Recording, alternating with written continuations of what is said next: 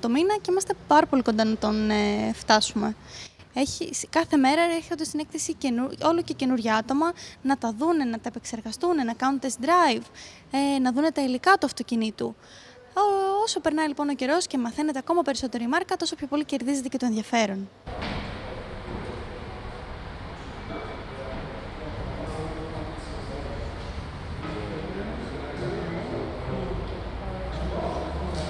Όχι, απλά μια έρευνα αγοράς κάνω και κοιτάζω.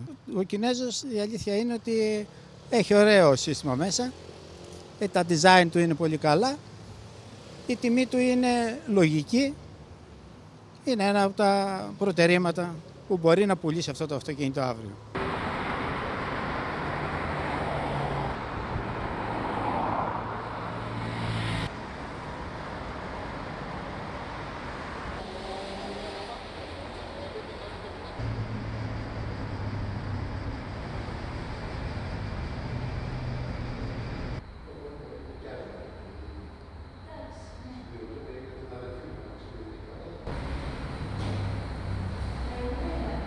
It's not a matter how cheap they are, because they give a great level of technology.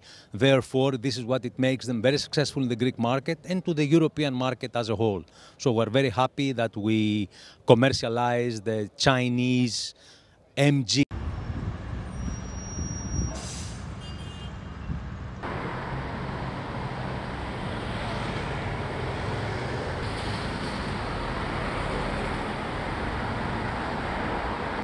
朋友都知道我是很挑剔的，防晒乳我选 KS 皇家呵护抗光清爽高防晒凝露，因为它有媲美蓝光神盾的乍早植萃，保护我在阳光下延缓肌肤老化，维持青春弹力，可以防御工作环境里的3C 商品、各种光源对肌肤的伤害，擦起来清爽不黏腻。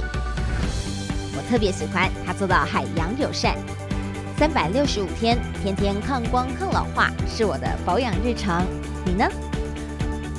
呵护您，呵护全家人，专属你的 KS Royal Care 抗光清爽高防晒凝露。